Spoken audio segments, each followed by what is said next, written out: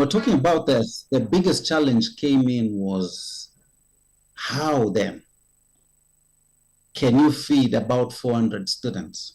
What kind of energy do these schools use to prepare food for these students? Of course, the main source of fuel was firewood, let alone even charcoal, which is slightly more expensive. And therefore, that still brought in a challenge on school meal production, school food production. But what we came up with was we decided to infuse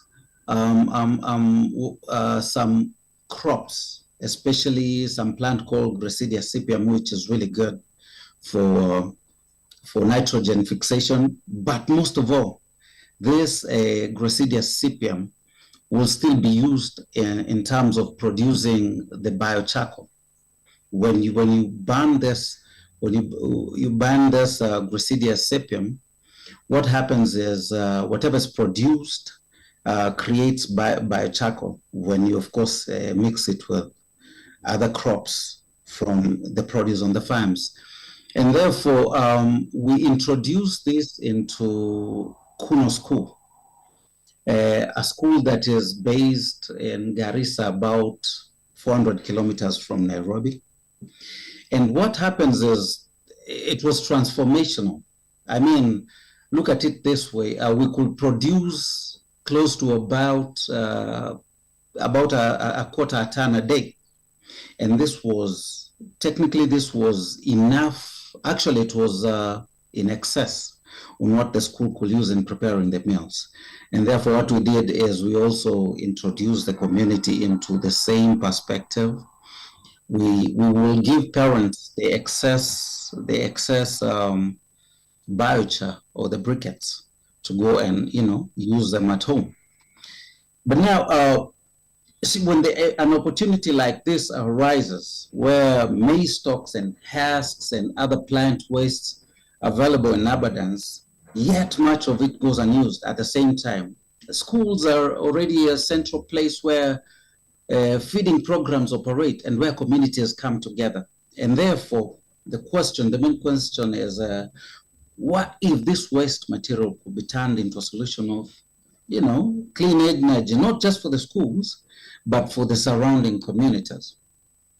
Well, biochar is produced through, like I said, controlled burning, the pyrolysis of crop residues. Instead of going to waste, these residues are converted into solid fuel that burns cleaner, produces less smoke, it costs less over time. But biochar has another unique advantage, of course. After being used for cooking, it can be returned back to the soil. So technically, what we will do with production of these biochars, once they were reused by the schools, and the community, they could still be brought back to the same farm to act as fertilizers, and improve the crop yields. So technically, the objectives of this initiative, of course, one was to promote sustainability, affordability, bringing in climate-smart cooking in schools, while linking energy use with food security and environment conservation. More specifically, the specific objectives, of course, one of the specific objectives was to reduce dependency on firewood and charcoal in school kitchens. You can imagine we have 12 million primary school-going students in this country. Each school technically has an average of about 400 students. You can imagine how much firewood was being spent each day in preparation of meals, especially not just a lunch, but we are talking about in some boarding schools, we're talking about breakfast, lunch, and supper. When you think about it in this case, how much destruction of forests, of our trees, was taking place, and therefore this really brought into question on this project that we were working on at the, Kuno School, which was one of the pilot schools that we selected. Of course, the second objective was to cut carbon emissions and reduce indoor smoke exposure. Just imagine how much carbon can be reduced when you prepare food for about 12 million school-going students in this country. How much can you, how much, talk about the carbon sequestration. And number three, I mean, the third objective, of course, was convert the crop residues into usable biochar fuel, right? Because think about it, how much waste after harvesting all these crops and preparing them in schools, how much waste was going into, into destruction of our climate. Of course, the other specific objective was reusing the biochar back into the soils to create fertilizer and crop production. Therefore, it cut the cost of fertilizer in that case. Technically, it improves the soil fertility in all the schools that we had selected. And of course, the last specific objective was position schools as clean energy learning hubs, inspire children and teachers and communities alike. Hello, Mr. Kuno. Schools, yeah, sorry. Please, schools, you can conclude yes. in a minute. Let me wrap up now. Yeah. All right. So to summarize, the impact was visible, especially in this one school. And as we're speaking, that was last year. As we're speaking right now, we have rolled into more than 800 schools. Yeah. So schools using biochar spend less money on fuel, of course. It is expensive. LPG is expensive, which technically was our other option. So the best option had to be, the biochar. So what are the lessons that we learn from this as I conclude? Energy transition in East Africa is not just about big infrastructure. It's about everyday practices. What women cook with, what children eat in school, how many communities manage their environment. Schools are powerful anchors for this kind of transformation, right? So localizing debates on fuel in East Africa requires us to look closely at culture, livelihoods, and policies, not just technologies. The Kuno School Biochar Initiative in Garissa, for instance, shows that schools can serve as a hub for experiment with and scaling sustainable cooking solutions.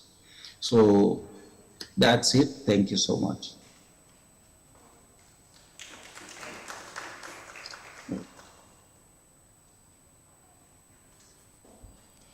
Yes, thank you for that, Juvenal, for the presentation.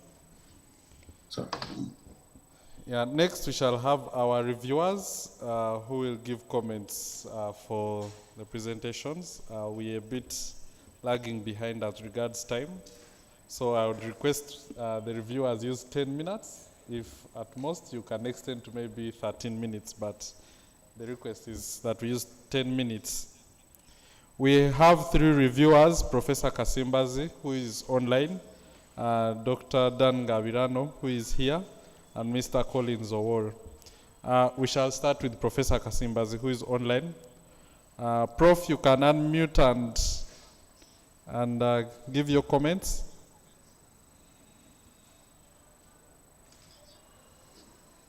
Hello? Yes, hello? Do you hear me? Yes, loud and clear. I'm trying to share my small presentation. Let me see. First of all, where is it now? Where is it?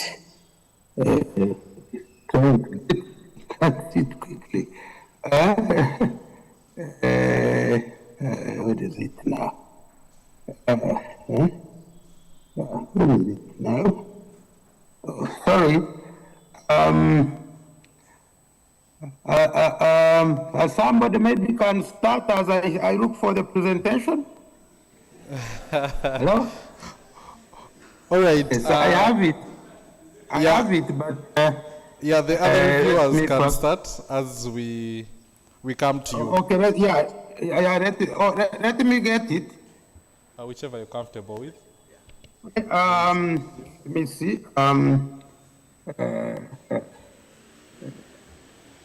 Share. Let me see. Can you see it now? Yes. Can you see it? Can you see it? He's sharing. He's sharing. All right. Yes, we can see it. Yes, we can see the presentation.